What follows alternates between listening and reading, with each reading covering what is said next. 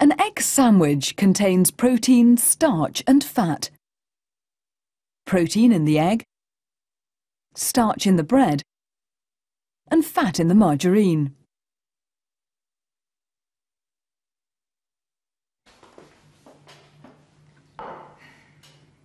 When you put food in your mouth, it's starting a journey through your digestive system.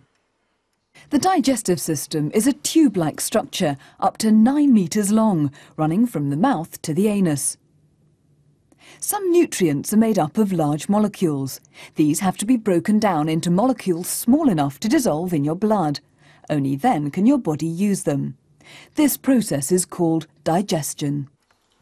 Digestion starts in your mouth. Your teeth are designed to physically break up food into smaller pieces. At the same time, saliva is released. This moistens the food and contains the digestive enzyme amylase. When you swallow a mouthful of food, it's pushed down your throat into your esophagus. The esophagus leads from your mouth to your stomach. Muscles in the wall of the esophagus contract, pushing the food along. This process is called peristalsis. You can't feel this muscular contraction, but that doesn't mean it isn't happening. To examine the digestive system, doctors can give patients a barium meal. This contains barium sulfate, which shows up black on an X-ray image. The progress of the barium meal can be followed on a screen. It takes about 6 seconds for a mouthful of food to reach the stomach.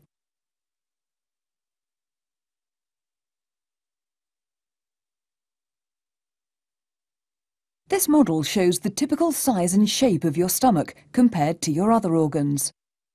The stomach has elastic walls which stretch as the food collects inside. Every now and again, the stomach muscles contract to churn the food. In the folded lining of the stomach, there are many gastric pits. Each pit contains a gland which produces gastric juice. Gastric juice is acidic and contains the digestive enzyme pepsin. Pepsin works on protein, like in eggs.